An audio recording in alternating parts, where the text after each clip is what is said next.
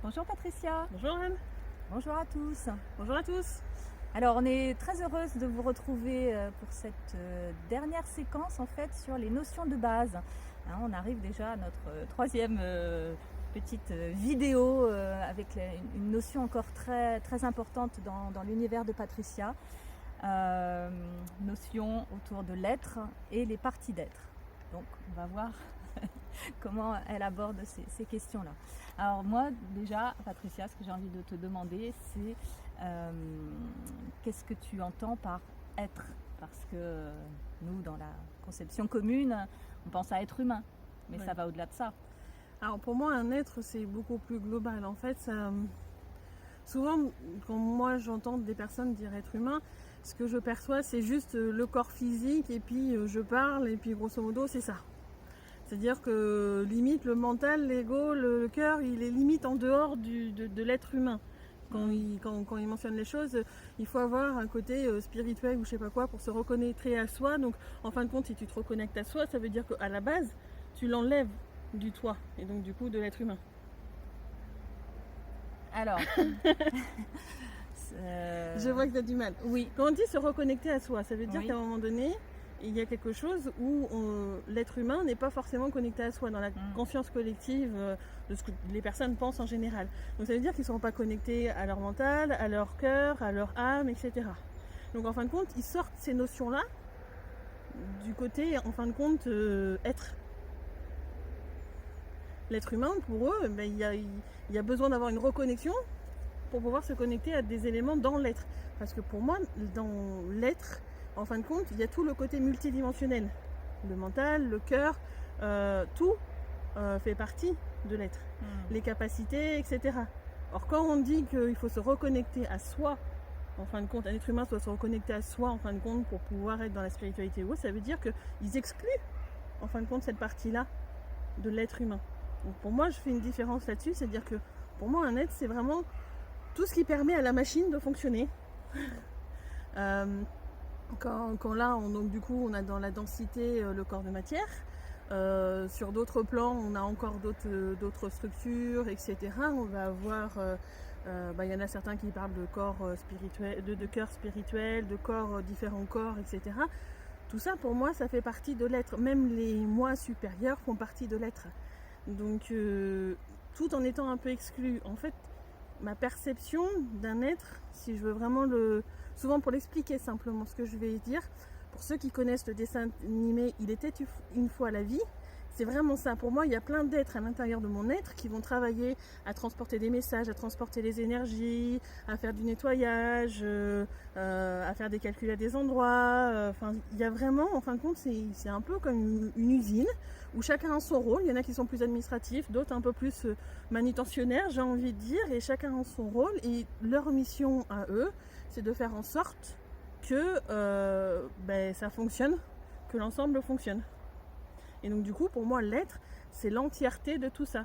Nos capacités faisant partie de notre être, parce que pour moi, c'est des, comment on pourrait dire, un petit peu comme une salle laboratoire où on va pouvoir mettre en place une nouvelle capacité. Par exemple, si je parle de magnétisme, le magnétisme, c'est quand l'énergie que l'on canalise normalement, elle passe dans des cellules et que la cellule va permettre de magnétiser, apporter un certain sens et une certaine propriété supplémentaire à l'énergie.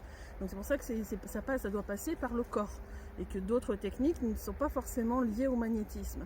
Et donc du coup, c'est comme s'il y avait une petite salle, laboratoire, où l'énergie arrive, on lui met ses petites propriétés en plus, et puis après elle repart pour pouvoir aller, en fin de compte, transmis à la personne ou à l'être qui en a besoin. Ouais. Alors, on va creuser un peu. Donc, moi, si je comprends, un être, il y a à la fois une partie physique, parce que ça, oui, faut pas le nier. On a le corps physique, voilà. Mais tous les êtres n'ont pas un corps physique. D'accord. Alors, ok, peut-être tu iras là-dessus après, mais donc il y a un être donc physique, et il y a un être donc dans d'autres dimensions, un être plus spirituel. Alors notre être à nous, il est multidimensionnel. Donc du coup, en tant qu'incarné sur Eurantia, j'ai appliqué de plus en plus ce terme parce que pour moi c'est le vrai nom de la planète Terre. Sur l'Urantia, en fait, il y aura le corps dans la matière que du coup la médecine, j'ai envie de dire occidentale, va faire des soins dessus, etc. Et du coup, il y a des éléments sur plein de plans, couches, niveaux différents, mais c'est pas des êtres différents, c'est un ensemble. Ouais. C'est pour ça que tu parles de multidimensionnalité. C'est ça. Ok. Moi j'ai amené ça pour essayer d'expliquer un petit peu. Alors, Oui. je m'étais dit, il faut que j'arrive à trouver un petit quelque chose pour un peu schématiser. Et j'avais pensé, vous savez, à ces statuettes où, selon l'angle qu'on a, elles peuvent complètement disparaître parce qu'elles sont faites de lamelles de métal. Et puis voilà. Et j'ai pas ça sous la main, donc je me suis dit qu'est-ce qui se rapproche, et j'ai pensé à une carte pop-up, voilà, qui s'ouvre et qui se ferme. Donc on peut bien voir la globalité, en fin de compte, sur un certain plan où ça forme un tout. On a l'impression que tout forme un tout, mais en fait, je vais m'approcher. Si on va sur le côté, on voit bien qu'il y a plusieurs plans différents, plusieurs dimensions, couches, etc. qui sont ici. Et je vais m'approcher un petit peu plus. Si on regarde, il y a même des petits fils qui peuvent être des canaux de communication ou autres, qui passent d'un plan à l'autre et qui permet d'avoir une structure globale de l'être. Et même sur un plan, par exemple, hop, je vais me rapprocher.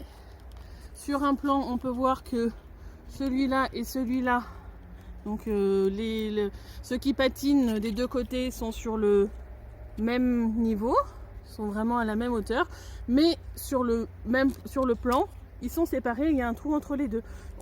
Pour moi, c'est cette histoire qu'on entend toujours où les corps s'emboîtent un peu comme des poupées russes les unes avec les autres. Pour moi, aujourd'hui, c'est pas vrai. C'est vraiment, il y a une partie qui est là, qui va être connectée à une partie qui est là, qui va être connectée à une partie qui est là. L'ensemble, sous un certain angle, peut donner cette impression de poupée russe. Sur d'autres angles, pas du tout. D'accord. Si on en revient à la représentation avec ta carte pop-up, ça pour toi ça représente un être. Oui. Le paysage en lui-même représente un être. Ok. Du coup on va glisser vers la deuxième partie de l'intervention sur les parties d'être, parce que là on voit bien effectivement qu'il y a plusieurs éléments. Et souvent toi tu me parles des parties d'être. Les parties d'être, c'est ce que je disais, c'est-à-dire quand je faisais référence au dessin animé Était une fois la vie, et une partie d'être, peut-être que sa mission, ça sera de transporter l'énergie du poumon jusqu'au cœur ou à une cellule. Peut-être que cette énergie c'est sous forme d'oxygène, mais peut-être que c'est autre chose, ça va dépendre sur quel plan il va se trouver, etc. Ça peut être un être qui est dans le cerveau, et lui ça va être de coordonner les différents éléments, sa mission. En fait, pour moi, et c'est pour ça que d'ailleurs j'utilise le langage sacré, même une cellule en soi, il y a un être qui va avoir pour mission de gérer cette cellule là en fin de compte. Donc du coup, quand j'ai besoin qu'il y a un truc que je perçois qui peut-être, j'ai envie de dire, mal rangé, ou qu'il y a, j'aime pas le terme défaut, mais qui ne correspond pas à ce qui devrait être, de presque moi je capte, j'ai besoin d'expliquer ce que je ressens, ce que je perçois comme juste ou non, à la partie d'être. Et c'est pour ça que j'utilise le langage sacré, parce que lui, il me permet de décrire le plan, la couche, l'objet de manière beaucoup plus précise qu'en français, où souvent il n'y a pas les termes adéquats. Donc pour moi, les parties d'être, c'est vraiment comme si nous, une grosse société qui est partout sur la planète, on va dire ça comme ça, là, une succursale à Paris, à New York, je ne sais quoi. Donc là, on a les différents plans. Et puis il y en a une qui va être peut-être plus administrative, on va dire, ça va correspondre un petit peu au cerveau, c'est celle qui donne les missions aux différentes parties d'être, autres parties d'être, etc. Il y aura peut-être une usine de montage quelque part. L'usine de montage, peut-être que ça sera au niveau de la colonne vertébrale, ou je ne sais pas, des cellules qui vont construire d'autres cellules. Et en fin de compte, c'est une usine où les employés, les êtres qui ont les missions, en fin de compte, ils vont rentrer. Ils vont faire leur temps de travail, et puis après ils vont partir, ils vont leur faire leur dodo, leur hobby, etc.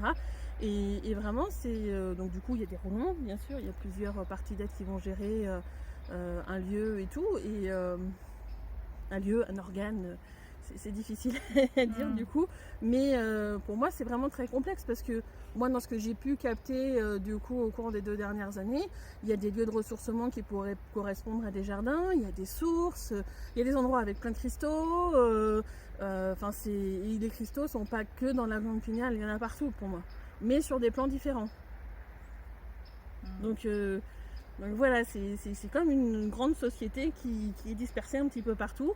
Et donc du coup, il y a des parties d'être qui sont les employés et qui, en fin de compte, avec cette mission d'employés, eux, ça leur permet d'apprendre sur leur chemin aussi, de savoir comment calibrer une énergie, comment savoir comment récupérer l'énergie, la qualité de l'information, comment arriver à coordonner des choses. Ça va être des apprentissages au fur et à mesure. Puis quand ils auront fini d'apprendre ça, peut-être qu'ils vont changer de poste, comme nous en fin de compte dans la matière. Ok, mais alors est-ce qu'il y a une notion de hiérarchie dans les Moi, parties d'être? j'aime pas cette notion de hiérarchie. Il y a des missions où il va y avoir des êtres qui vont coordonner. Et il y a des missions où les êtres, ils vont être plus dans la manutention, comme je l'ai dit. Mais en soi, dans le subtil, il n'y a pas un qui a une valeur au-dessus de l'autre. C'est simplement tout, en fin de compte, collabore pour avoir un bon fonctionnement global. Ouais, c'est bien ça, la collaboration. Je trouve que ça résume bien en fait cette idée justement de complexité et de multidimensionnalité. Moi, je sais que du coup, c'est très compliqué pour moi à expliquer, mais en même temps, pour moi aujourd'hui, c'est extrêmement simple parce que je le perçois dans le subtil et je dialogue avec les parties d'être. Et quand il y a un problème, je sais que j'ai juste à lever les yeux ou mettre sur le côté. En fait, pour moi, c'est comme si j'avais les différents éléments qui étaient autour de moi et je perçois les éléments. Moi, je me souviens que quand je faisais du magnétisme, à un moment donné, j'ai évolué, j'arrivais à faire à distance. Je percevais le corps énergétique de la personne qui venait se placer devant moi. Alors, c'est pas visuellement comme on pourrait l'entendre, c'est pas des visions, c'est vraiment une perception, c'est très, très, très subtil. C'est moi l'image que j'aime bien donner dans ma capacité, c'est je vois quelque chose, je ferme les yeux. Cette image, je l'ai encore en tête, mais je la vois pas. Moi, ma perception visuelle, elle est comme ça. Mais en même temps, c'est une telle évidence aujourd'hui, et c'est vrai que j'ai pris confiance par différents trucs, avec différentes personnes ou environnements, que c'est une évidence, et notamment des personnes avec qui j'ai pu dire des fois du langage sacré parce qu'ils avaient des acouphènes et puis Patricia, tu pourrais peut-être faire quelque chose. Alors moi je regarde, puis là j'ai les mots qui me viennent naturellement en langage sacré et du coup 2 semaines après on m'envoie un petit message. Ah, ça a été magique Patricia, dès le soir même j'ai plus une acouphène. Ah ben voilà, il suffisait de reconstruire les choses. Alors c'est pas toujours aussi simple que ça dépend du désordre que je perçois, des fois 2-3 fois, mais en général c'est possible. Ok. Bon, merci pour ces explications. Alors, la dernière partie de questionnement porte sur l'écoute de l'être, parce que c'est quelque chose qui tient à cœur à Patricia, puisqu'elle a nommé sa page Facebook et sa chaîne YouTube Patricia, l'écoute profonde de l'être. Donc, qu'est-ce que ça signifie pour toi être à l'écoute de son être? Pour moi, être à l'écoute de son être, en fin de compte, c'est savoir écouter intérieurement pour que la partie d'être dont son travail, en fin de compte, correspond au questionnement que l'on a, puisse répondre à notre question. Souvent, les personnes vont parler d'intuition. Pour moi, c'est pas encore ça l'intuition. Pour moi, il y a l'intuition, on peut s'y reconnecter, ce que j'appelle du coup moi l'intuition pure pour faire la différence. Mais déjà arriver à écouter son être pour dire tiens, là je me pose une question, ou même pendant un soin énergétique ou autre, quand on fait du magnétisme, quand je faisais beaucoup plus centré pratiquement que du magnétisme, j'avais ma main, elle se déplaçait naturellement, j'avais pas besoin de réfléchir ou autre, et en fin de compte, c'est la partie d'être, ou les parties d'être, s'ils étaient une équipe qui était en charge de ce côté magnétiseur, qui en fin de compte disait il faut se déplacer ici, etc. Et moi je lâchais prise sur la main et se déplacer là où il y en avait besoin. C'est eux qui gèrent la quantité d'énergie qui doit passer, quel type d'énergie, etc. Et donc du coup, c'est une façon d'être à l'écoute de son être, c'est de laisser en fin de compte son être dire c'est comme ça qu'il faut faire. Donc aujourd'hui on appellerait ça plus de l'intuition. Donc, pour moi c'est pas l'intuition pure. Ça peut être quand on a un questionnement, je sais, dans une autre vidéo, on a prévu de faire comment on trouve son oui et son non. Quand on a un questionnement et en fin de compte, de demander à avoir une réponse par l'intermédiaire de son corps, que son être réponde par l'intermédiaire de son corps, et ben c'est la partie d'être qui va correspondre en fin de compte au domaine de la question, qui va dire le oui et le non à travers le corps pour que la personne le comprenne. Moi, ce que je dis sur ma page Facebook, c'est que souvent, quand on dit tiens, ben, je fais ci, ça, parce que ça. Alors souvent, quand il y a parce que derrière, il y a le mental ou le cerveau, qui pour moi sont deux êtres différents, et ben ils sont impliqués dedans et puis ils disent non, mais c'est bien ça, parce que tu vois, il y a ça. Et souvent, ils sont vraiment dans cette idée-là. Je ne dis pas qu'il faut, parce que j'en vois certains dans des messages qui disent limite tuer le mental, il faut qu'il disparaisse, il prend trop de place, etc. Il faut que le mental, le cerveau et chaque partie d'être prennent la place qui est adéquate pour eux. Donc des fois ce sera peut-être le cerveau qui doit répondre, parce que je sais pas, si on dit ah bah tiens est-ce que c'est cette assurance que je dois prendre ou celle-là, et ben là ce sera le mental ou le cerveau qui aura été chercher des informations, etc., qui aura fait ses calculs de son côté et puis qui va répondre. Ça c'est normal, c'est dans le rôle, parce que le mental et le cerveau c'est pour aller du côté de la matière. Par contre le magnétisme, c'est pas le mental ou le cerveau qui vont jouer, c'est vraiment des parties d'être dans le subtil qui auront pour mission de gérer les énergies avec du magnétisme. D'accord. Et alors, est-ce qu'on peut développer cette écoute de notre être? J'ai envie de dire, à partir du moment où on commence à développer son oui et son non intérieur, ou avec le pendule, quand on a le oui et le non avec le pendule et qu'on demande bien à ce que la réponse passe à travers le pendule, que son être montre la réponse à travers le pendule, à ce moment-là, oui, on va petit à petit, c'est un peu comme un entraînement en fait, on va petit à petit, ok, ça c'est un oui, ça c'est un non, puis petit à petit, ça sera de plus en plus subtil, et puis de petit à petit, il n'y aura même plus besoin d'avoir le pendule ou autre chose, on va le ressentir direct avec vraiment un signal très très faible. Moi je sais qu'aujourd'hui, ça se passe beaucoup par le oui et par le non pour moi, mais je me pose la question, j'ai limite le oui et le non qui arrivent tout de suite. Mais parce que, en fin de compte, c'est des années de pratique. Alors au début, il faut se forcer. Donc, moi, je me souviens, les premières fois, je t'ai dit, attends, vas-y Anne, cherche avec ton oui et ton non. C'était plus compliqué. Maintenant, c'est un peu plus facile quand même. Oui, ça a demandé un petit apprentissage, mais ça arrive. Ok. Bon, là, je crois qu'on a fait un bon tour de la question. Alors, peut-être qu'on n'a pas abordé tous les sujets, mais on pourra y revenir. En tout cas, ce que Patricia a évoqué, c'est un petit exercice. Donc, c'est ce qu'on va vous proposer dans une autre vidéo. On va vous proposer des exercices plus pratiques pour approfondir cette notion d'écoute de l'être. Voilà, on espère que cette vidéo vous aura aidé à mieux percevoir comment Patricia aborde cette notion-là. Et on espère vous retrouver sur d'autres chroniques de Patricia ou d'autres exercices. Où on verra ce qui vient en tête. On a plein d'idées. Donc merci beaucoup, à très bientôt. Merci, au revoir. Merci Patricia. Merci Anne. Au revoir.